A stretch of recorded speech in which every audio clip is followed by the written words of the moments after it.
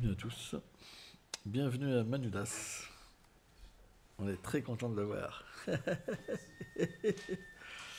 Donc nous allons lire un verset du Srimad Bhagavatam, premier chant, chapitre 16, verset 31.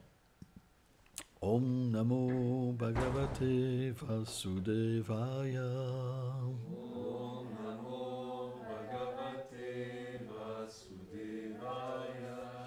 Om Namo Bhagavate Vasudevaya. Om Namo Bhagavate Vasudevaya. Om Namo Bhagavate Vasudevaya. Om Namo Bhagavate Vasudevaya. Atmanam Shamnu Sumchami Atmanam Shamshoshami. Bhavam Tam Shamurum Tamam Tam Shamarottamam. Devam Pitrim Risim Sadhum Devam Pitrim Vishim Sadhu. Sarvam Bhanam Stam Stapsramam. Sarvam Dharmam Sastashramam. Traduction. Je me lamente aussi pour mon propre sort et pour ta bonne personne, ainsi que pour les demi-dieux, les ancêtres, les sages et les hommes saints, pour les hommes en général appartenant à toutes les divisions de la société et ayant différentes conditions d'existence. Commentaire. Ce verset fait référence au verset précédent qui faisait mention que la terre était privée du Seigneur. En pensant à sa propre infortune, elle perçoit également celle des autres.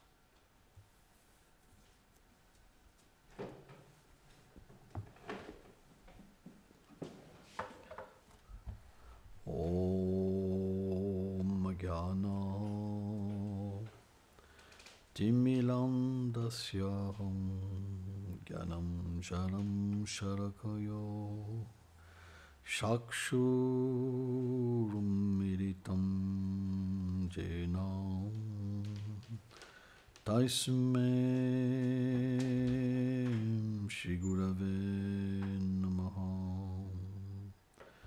Namahum Vishnu Padaya Krishna Pestaya Bhutale Shrimate Bhaktivedanta Swami Niti Namine Namaste Sarasvati Deve Bholavani Prachaline Nirveshesha Sunnavadi Prachatya Dishatari.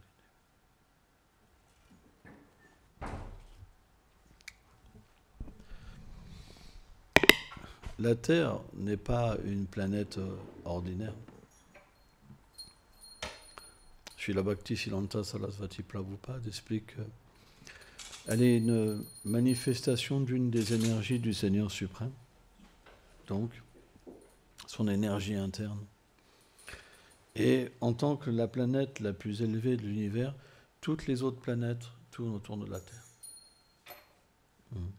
Alors bien sûr, les scientifiques disent l'inverse, mais c'est qu'une question de point de vue. On peut voir une même chose tourner ou rester dans une même position. Et en tant que personne consciente, et aussi en tant qu'une grande dévote du Seigneur suprême, naturellement, lorsque Krishna quitte la planète, elle ressent un sentiment extrême de séparation. Mais ça, pas simplement de séparation pour elle-même, mais elle comprend que si Krishna part, beaucoup de choses négatives vont arriver, parce qu'il reprend la religion et la connaissance. Et donc, naturellement, Bhumi, en tant que grande dévote du Seigneur, elle se lamente pour elle, mais aussi pour les autres. C'est le propre d'un Vaishnava. Un Vaishnava, c'est une personne qui porte Krishna dans son cœur. Et Krishna le protège. Donc il y a une interrelation entre le dévot et le Seigneur suprême.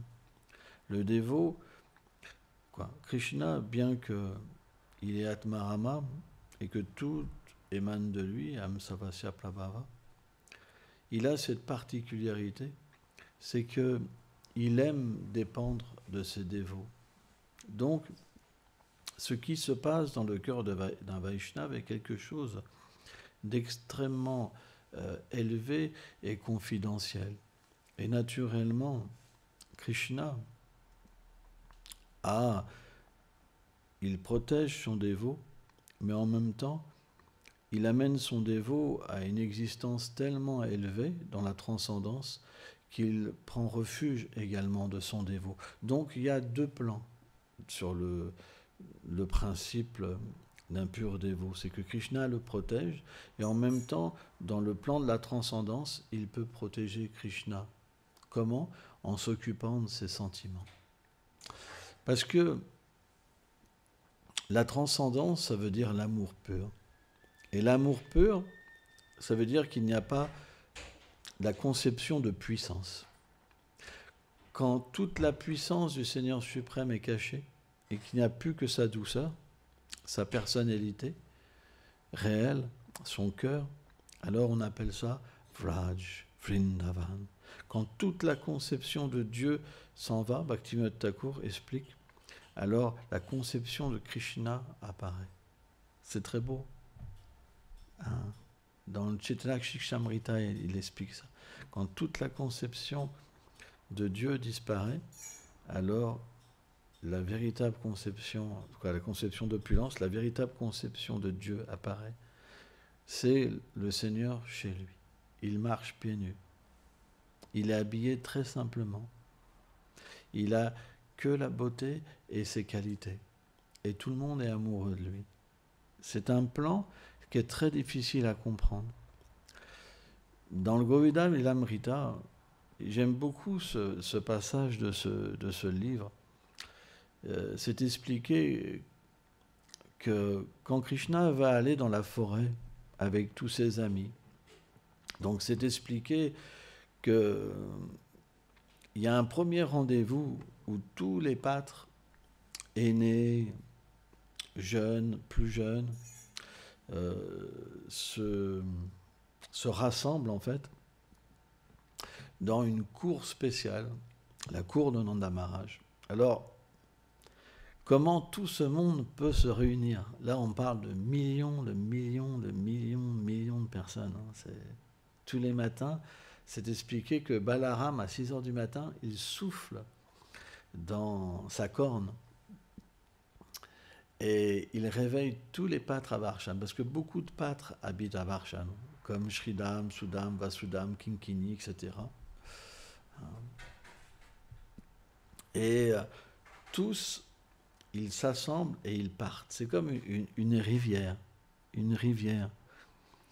mais une rivière très spéciale. Et tous, ils chantent les gloires de Krishna, de Balaram. Et ils vont comme ça à Nandagram. Et Nandagram, il y a une première porte. En fait, il y a toute une muraille de protection, mais c'est tout fait en joyaux, quoi. Et il n'y a pas vraiment besoin de protéger, mais c'est une conception.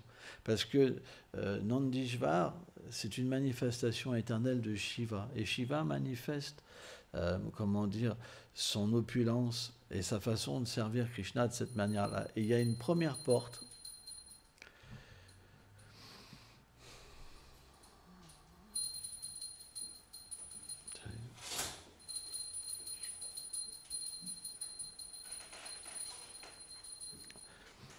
Et cette première porte, il y a bien sûr des gardes qui sont imposants. Mais vous savez, quand vous êtes arrêté par la police ici, vous sentez la peur. Ils vous agressent. Vous sentez vraiment, vous savez pas ce qui va vous arriver, quoi. C'est des gangsters ou c'est la police, quoi. Vraiment, hein, c'est particulier comme truc, quoi. Pourquoi ? Parce que comme ils ont affaire à des gangsters, naturellement, ils sont sur la défensive. Quand vous allez à New York, quand vous êtes arrêté par la police, il faut mettre les deux mains sur le volant. Parce que ça, vous pouvez en prendre une. Il y a des histoires pas possibles. Une fois, il y a un jeune noir, il avait un peigne. Il voulait juste se peigner devant la police et il lui a mis 2 balles dans la tête parce qu'il a cru que c'était un revolver, quoi. Donc il faut faire vraiment attention parce qu'il y a une pression. Donc naturellement, dans le monde matériel, quand la police vous arrête, il y a une pression. Vous ressentez leur pression. Vous ressentez que, voilà, ils ont aussi la conception de pouvoir, d'écrasement. Et on ne sent pas la paix. Mais à Vraj, les gardiens, ils manifestent la paix. Et donc, tous les pâtres passent à un premier portail qui est inconcevable. Et en fait, il y a 2 portails. Et au milieu, c'est expliqué qu'il y a un paysage qui est inconcevable, avec des lacs, etc., des animaux, des oiseaux. C'est un accueil extraordinaire, quoi. Et il y a un arbre particulier, gigantesque, qui est vraiment de bon augure. Et tous les pâtres, ils font comme un vœu à cet endroit. Bon, c'est rapide, hein. Mais c'est comme si ils faisaient leur serment d'aimer Krishna. C'est comme tous les jours nouveaux, quoi. Il faut comprendre qu'au monde transcendantal, bien que les pâtres, ils soient tous les jours avec Krishna, qu'ils rêvent de Krishna aussi, vous savez, ça ne s'arrête jamais, le lila. Alors, ils dorment de 10h à 6h du matin, à peu près. Mais ça ne s'arrête jamais, le lila. En fait, jamais Shridam, il quitte la main de Krishna, c'est expliqué. Et Shridam et Krishna sont aussi beaux, parce que Shridam est l'ego de Krishna. C'est des manifestations particulières, quoi. Et donc après, ils vont donc à Nandagram. Et dans cette cour-là, ils appellent Krishna. Ils appellent tous Krishna. En fait, ils pleurent. Les vaches au Goshala royal de Nanda Maharaj, tout le monde pleure. Krishna, Krishna. C'est très puissant, quoi. Cet amour, c'est comme des vagues des océans. Et bien sûr, à ce moment, là même, Purnamasi, Yashoda, Rohini vont donc réveiller Krishna. Et c'est extrêmement beau. Parce que Krishna, lui, ça fait pas longtemps qu'il est revenu. Il était avec Shrimati Radharani, Annie Douvan. Et naturellement, Krishna revient, s'endort dans son lit, un lit merveilleux, incrusté de différents bijoux, quoi, avec plein d'oreillers de couleurs, des draps jaunes, hein, qui ressemblent étrangement à la couleur de Shrimati Radharani. Et donc Krishna est plongé dans, on ne peut pas dire un sommeil, parce qu'il y a la séparation avec sa bien-aimée. Donc ce sommeil, c'est comme plonger à l'intérieur de ce souvenir. Hein. Et donc quand Mère Yashoda entre, naturellement, Krishna, c'est son objet d'amour, son objet d'affection, son bijou, sa vie. Et en même temps, elle le voit comme quelque chose d'extrêmement doux, comme quelque chose qui peut facilement se casser, comme quelque chose de délicat, d'extrêmement délicat. Parce que la peau de Krishna, alors on prend l'exemple du beurre fondu ou du pétale de rose, mais c'est juste un exemple matériel que nos acharyas nous donnent pour avoir une approche de la douceur du corps de Krishna. Mais en fait, le corps de Krishna, la forme du Seigneur, c'est des sentiments. Donc quand vous touchez du beurre fondu, non pas le Bhagavatam parce que c'est des sentiments aussi, mais quand vous touchez du beurre fondu, vous avez le contact avec la douceur. Mais cette douceur, elle ne vous transmet pas des sentiments à l'intérieur de vous-même qui sont sans limite et qui vous font voyager, en fait. Ça, c'est ce qu'on appelle le rasa. Mais en fait, la forme du Seigneur, elle est des sentiments. Et naturellement, Mère Yashoda, quand elle voit ce lotus bleu, en fait, sur cet océan de sentiments, il y a véritablement une approche qui est très fusionnelle et en même temps avec une crainte d'être brusque Vous comprenez? Une crainte d'éveiller de le réveiller, de le toucher, c'est très beau. Et en même temps, les pattes, c'est complètement différent. Donc c'est quand même à expliquer que Mère Yashoda réveille en premier Krishna. Par des baisers, par des petits soufflements, par des câlins, etc. Mais la seconde partie du spectacle, c'est les amis de Krishna. Et les amis de Krishna, c'est pas du tout comme ça. C'est expliqué qu'ils sont même sur son lit. Allez, Kana, tu vas te réveiller maintenant. Et alors là, Krishna, bien sûr, il y a plein de choses qui rentrent en cours. On sait que Radha et Krishna, quand ils se séparent, chacun, ils ont leurs vêtements. Donc, Krishna est habillé de la robe du sari de Shrimati Radharani. Et Radharani est habillée de la robe, en fait, de Krishna. Voilà. Mais Mère Yashoda, même quand elle voit ça, elle ne peut jamais voir de faute dans son enfant. Parce que c'est le principe de l'amour. Le principe de l'amour, c'est que si vous avez un enfant, vous ne pouvez pas voir les fautes. C'est pas possible. Parce que pour vous, il reflète le but de votre existence. La plus haute pensée. Le plus haut but. En fait, c'est votre coffre-fort, votre fortune. Vous comprenez? C'est votre secret. Et naturellement, bien que ce vêtement est donc autour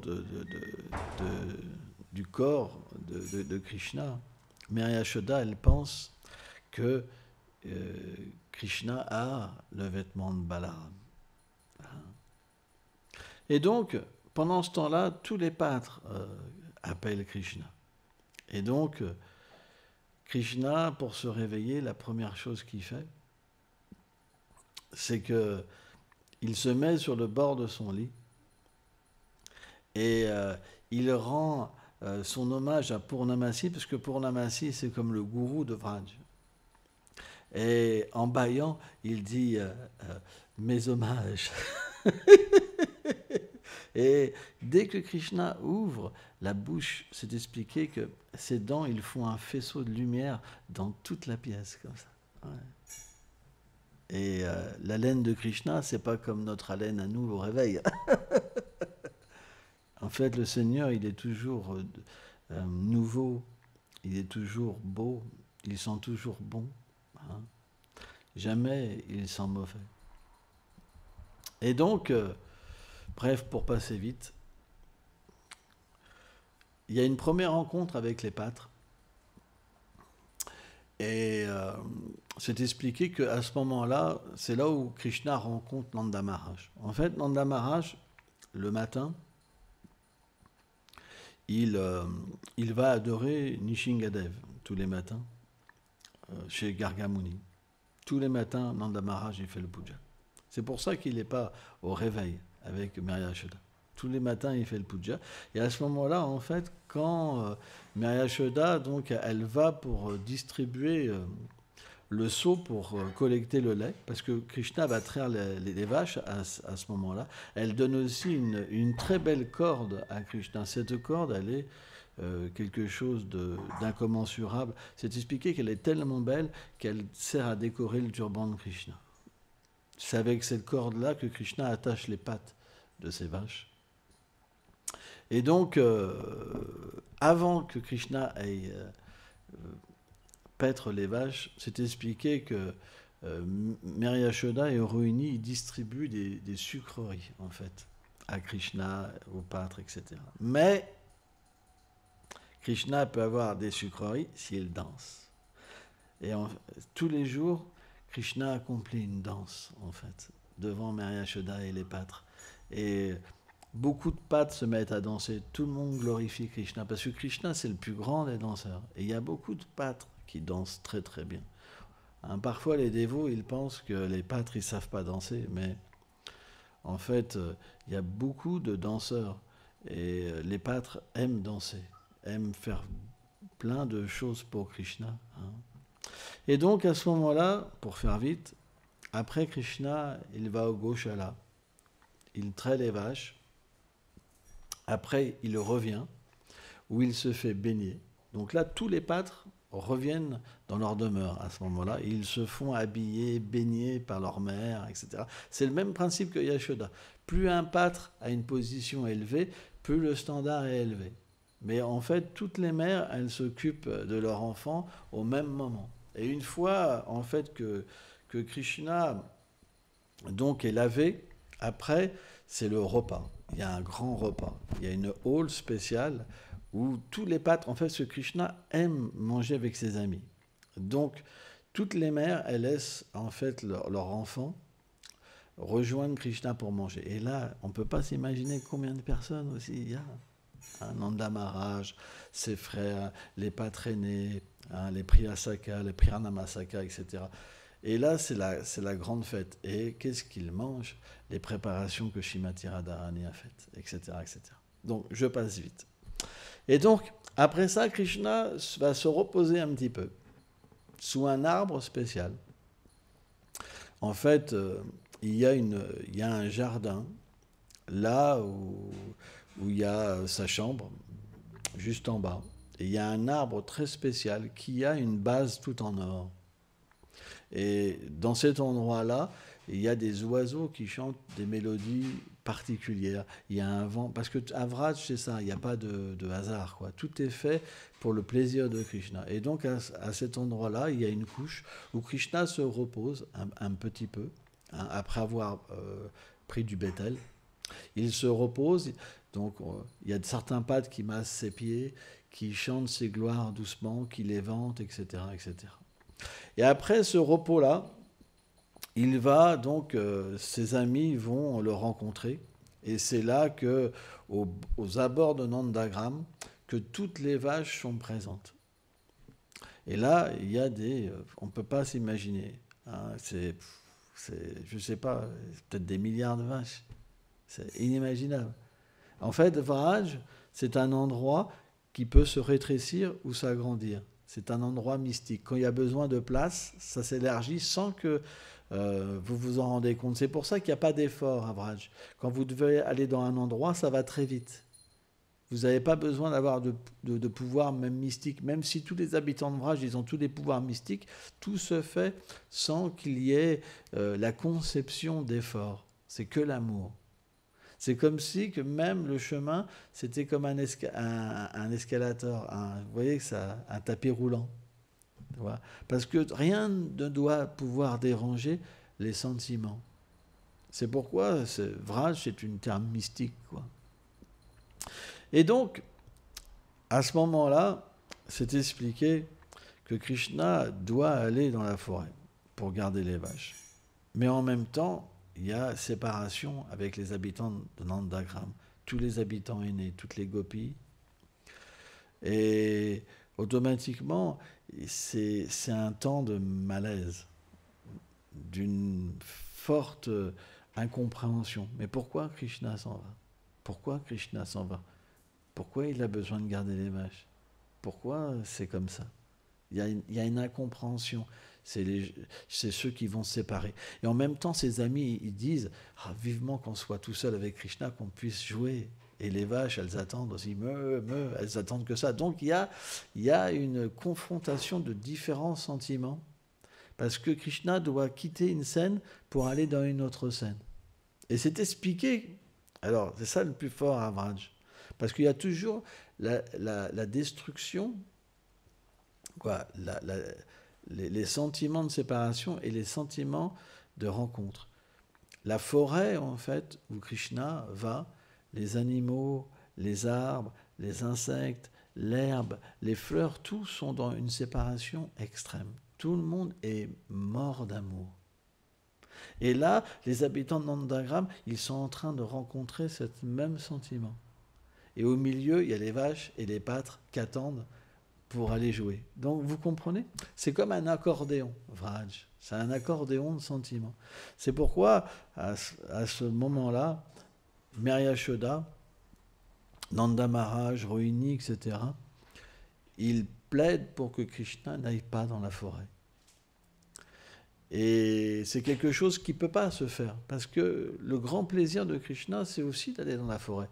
Et on sait qu'aussi à midi, il rencontre Shrimati Radharani au Radhakund. Donc, Mère Yashoda, c'est d'expliquer qu'elle se met à embrasser son enfant, à lui réciter des prières pour qu'il soit protégé, mais aussi elle argumente, mais pourquoi tu veux aller garder les vaches ? On a plein de serviteurs qui peuvent faire ça. Tu as un corps si tendre. Ton corps est si tendre que comment nous, en tant que mère, on peut aller te laisser les pieds nus marcher dans les chemins de la forêt alors qu'il y a des ronces, il y a des pierres qui à chaque instant blessent tes pieds qui sont tellement doux. Et donc là, Krishna, il est dans une situation où, bien sûr, les sentiments de sa mère le touchent, mais il doit aussi répondre, donner des arguments pour qu'il puisse être délivré de cette situation. Donc, qu'est-ce qu'il va dire ? Parce que Mère Yashoda lui dit, tu devrais au moins mettre des chaussures et avoir une ombrelle. Au moins ça, pour qu'on soit, rassuré. Parce que le soleil, il est très dur et il t'assèche la peau. Et moi, je suis tellement malheureuse. Et là, Krishna, il dit la vérité. Il dit, ô mère, je suis un pâtre. Et mon dharma, notre dharma, pour que nous puissions avoir la richesse, la bonne fortune, c'est de garder les vaches. Or, en tant que pâtre, nous devons garder les vaches sur un même statut qu'elle. Ça veut dire sans chaussures. Si tu veux me mettre des chaussures, alors il faut que tu mettes des chaussures à toutes les vaches. Et elle dit, et Krishna lui dit, tu sais mère, tu n'as pas à t'inquiéter. En fait, les nuages, ils sont tellement miséricordieux, ils sont tellement mes amis, qu'ils vont au-dessus de moi pour me protéger, et ils déversent des fines gouttelettes pour que je sois rafraîchi.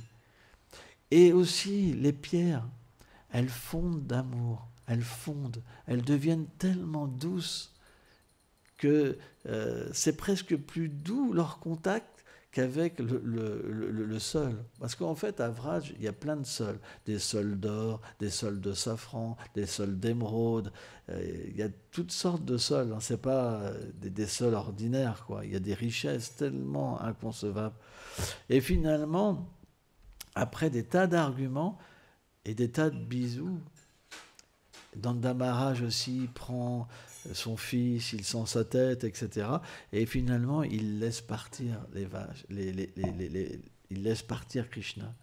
Et là, ils avancent quand même avec eux, parce qu'ils ne peuvent pas se séparer de lui. Et là, Krishna, il leur dit, s'il vous plaît, comment je vais pouvoir m'amuser avec mes amis si vous êtes là ? Et on ne peut pas garder les vaches dans cette situation-là. On ne peut pas être des enfants. Et il faut comprendre que le père, la mère, naturellement, ils comprennent ça, que l'enfant a besoin d'être avec ses amis, d'être libre. Et à ce moment-là, c'est expliqué que tous les pâtres, ils deviennent comme des statues, quoi. Et ils regardent, en fait, Krishna, Balaram, tous les sakas, tous les pâtres, avec cette poussière s'éloigner. Et au même moment, il y a la rencontre avec la forêt. Ça veut dire on quitte un endroit où il y a la dévastation complète. C'est expliqué que quand les pâtres aînés ils sont retournés dans leur demeure, Krishna avait pris leur cœur avec eux. C'est comme des morts vivants. Ils n'ont plus de pouvoir d'agir avec leur cœur. Ils font tout machinalement. Mais ils restent bloqués sur cette scène. C'est très puissant, les sentiments. Et là, c'est expliqué que Vrindé Devi, qui est la reine de la forêt de Vraj, elle sait que Krishna va venir. Donc elle dit à tous les habitants de la forêt, réveillez-vous, sortez de vos sentiments de séparation. En fait, Krishna arrive, s'il vous plaît. Mais ils sont tellement profondément absorbés qu'ils ne peuvent même pas sortir de leurs sentiments, tellement que leur sentiment est puissant. Donc qu'est-ce que fait Krishna ? Le beau Krishna, il prend sa flûte et il commence à jouer comme ça. Et là, en fait, le baume de l'amour, l'amour transcendantal, les sentiments du Seigneur se manifestent dans sa flûte et entrent dans tous les êtres de la forêt. Et là, tout prend vie. Les pans commencent à danser, les oiseaux, ils commencent à chanter, à faire des ballets dans le ciel, les animaux, etc., les arbres, ils donnent leurs fleurs, etc. Un phénomène inconcevable. Et là, Krishna, en fait, il rentre dans cette forêt. Et cette forêt, elle est une manifestation de Srimati Radharani. C'est pourquoi Krishna aime beaucoup cette forêt. Et quand il voit cette forêt, alors il devient enivré par des doux sentiments. Donc Vraj, parce que là, ça va être la fin de la classe, Vraj, c'est du sentiment. Le corps du Seigneur, il est sentiment. Donc imaginez-vous, Bhumi, la terre, qui a été témoin de ça, qui a goûté ça, le Seigneur s'en va. Ça, c'est juste un tout petit aperçu des enseignements de Krishna. C'est tout petit, minuscule. C'est des bribes. On ne peut pas imaginer la lamentation de Bhumi. Et en même temps, comme elle est une mère, et que tous nous sommes ses enfants, elle sait que dans le Kali Yuga, parce qu'elle en a vu des Kali Yuga, que tout va décliner, que les gens vont l'exploiter, que des rois démoniaques, ils vont exploiter les gens, qu'il n'y aura plus de dharma, il n'y aura plus de qualité, il n'y aura plus rien. Donc elle est dans ce sentiment de compassion aussi pour ses enfants, qui sont les êtres vivants. Donc, de la même manière, on devrait aider Bhumi. Comme Krishna, il veut qu'on délivre les êtres vivants, on devrait les aider. Or, on sait que le Bhagavatam, bien que Krishna ait quitté l'univers et qu'il emporte avec lui donc la religion, la connaissance, il vient sous la forme du Srimad Bhagavatam, comme le soleil pour chasser les ténèbres. C'est pourquoi c'est important de faire connaître aux gens le Srimad Bhagavatam. Parce qu'à travers le Srimad Bhagavatam, les êtres peuvent comprendre leur relation avec Krishna. C'est très important. Ainsi, on devrait toujours essayer de donner la connaissance aux gens. Parce qu'en vérité, on a une relation tous avec eux. Tant qu'on est conditionné par les trois gunas, les trois modes de nature matérielle, l'ignorance, la passion et la vertu. Alors la vertu, on peut comprendre ça à un certain niveau, mais l'ignorance et la passion fait qu'on est séparés des uns des autres. Mais on a tous une forme originelle. Bhaktivinoda Thakur explique dans le Jivadharma que l'âme n'est pas dépourvue de forme et de sentiments. Simplement, elle est mise dans une forme d'oubli de sa réalité. Donc, en donnant la connaissance, en donnant Krishna, d'une manière belle, pas d'une manière fanatique, d'une manière respectueuse. Krishna, Chaitanya, Mahaprabhu, il était toujours respectueux. Je me rappelle, une fois, Bhakti Vibhuda Goswami Maharaj avait fait une très belle classe où il parlait du Digvijay. Il y avait un Digvijay. Donc Digvijay, c'est une personne très érudite qui fait des challenges avec les autres érudits pour les battre. Et lui, c'était un Digvijay spécial parce qu'il avait la bénédiction de la déesse Sarasvati, la déesse de la connaissance, de pouvoir battre qui il voulait. Et c'était très intéressant parce que Maharaj avait fait ce point que jamais, en fait, Chaitanya Mahaprabhu avait fait du mal au Digvijay. Par exemple, à un moment, quand le Digvijay est venu sur le bord du Gange, il a vu Nimai Pandit, mais c'était un enfant.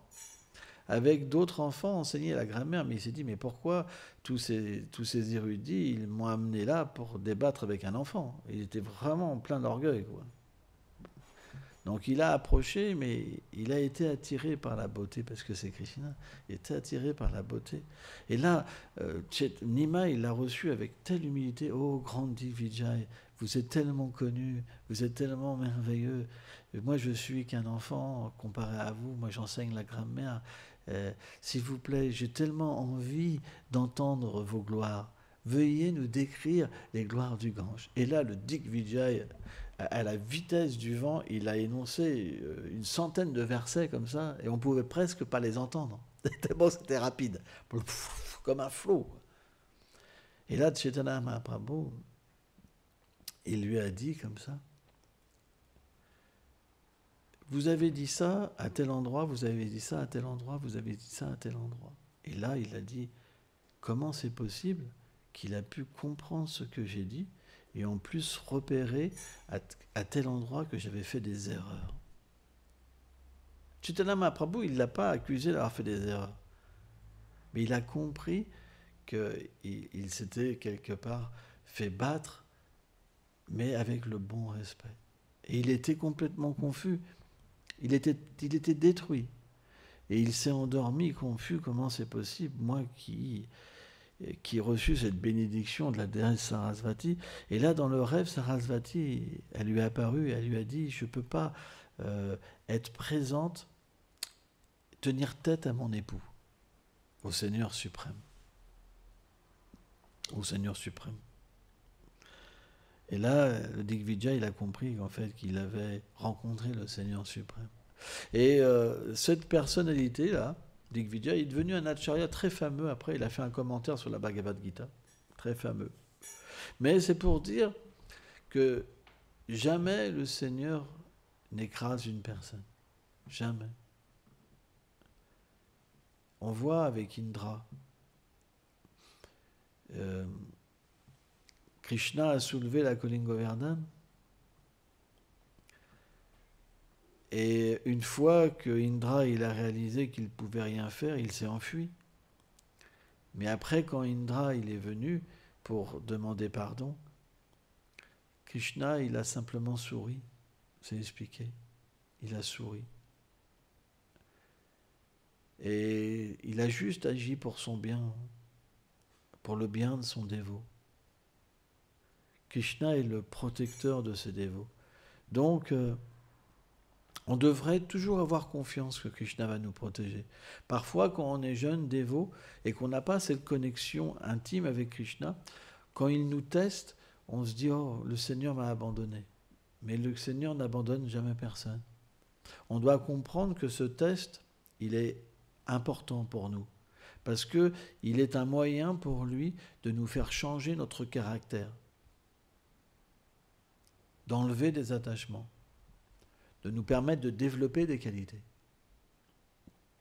Mais ce n'est que quand le temps passe et qu'on dépasse ces tests qu'on peut comprendre. Oh, si je n'étais pas passé par là, je ne pourrais pas maintenant avoir cette relation avec Krishna. Donc c'est important. On doit toujours rester humble devant le Seigneur. Jamais se mettre en colère contre lui. « Oh, tu m'as triché. Je t'ai servi pendant une semaine et maintenant voilà ce que j'ai reçu. » Il y a un ancien voyou que je guidais et malheureusement ça ne s'est pas très bien fini, mais il souffre, mais on ne peut pas imaginer la souffrance dans laquelle il est. Il n'y a pas de sortie à sa souffrance. Et je lui ai dit, tu sais, moi je peux te donner des outils pour sortir de cette souffrance. Mais il m'a dit, oui, j'ai essayé de chanter, voilà ce que ça m'a apporté. Non, en fait, le cancer qu'il a développé, il était déjà en lui. Et c'est que la maladie, on doit l'accepter. Tout le monde va mourir d'une maladie, vous comprenez. Mais ce n'est pas parce qu'on est malade qu'on ne peut pas développer sa relation avec le Seigneur suprême et se libérer de tous nos actes impies et devenir conscient de cette relation et de pouvoir goûter l'amour de Dieu. Le cancer n'empêche pas toutes ces choses-là. Hein? Donc, voilà, on doit vraiment toujours garder notre foi. De quelle manière? En gardant l'association avec les Vaishnavas. Parce que les Vaishnavas, c'est des gens qui ont confiance en Krishna. Shraddha, on peut le traduire de deux manières. Soit la foi, soit la confiance en Krishna. Et cette confiance, c'est ce qui va nous permettre à Krishna de toujours nous aider. Lorsqu'on a confiance, Krishna est toujours là pour aider son dévot à le maintenir, hein, Yogakshema, à maintenir son dévot et lui donner ce qui manque. Et ça, c'est très important à comprendre. On ne devrait jamais perdre notre foi, jamais. On devrait toujours être doux et humble devant le Seigneur. Et prendre l'association des Vaishnavas. Car dans l'association des Vaishnavas, il y a ces qualités, comme la patience, la détermination, ces qualités divines que Rupa Goswami enseigne dans l'Upadeshamrita. Et à travers cette association, alors, on va en bénéficier, on va pouvoir comprendre, on va pouvoir devenir patient et atteindre le succès. Vous savez, le Vaishnavisme, c'est quelque chose de tellement élevé. J'avais lu un verset dans une Upanishad qui disait qu'il fallait, je ne me rappelle plus si c'était 1000 vies d'austérité dans les Himalayas pour rencontrer un pur dévot. Rien que pour rencontrer un pur dévot. Parce que sans rencontrer un pur dévot, on ne peut pas voir naître en nous les sentiments dévotionnels purs. Parce que dans ce monde matériel, ils sont inexistants. Ils n'existent que dans la demeure, dans le cœur des associés du Seigneur suprême.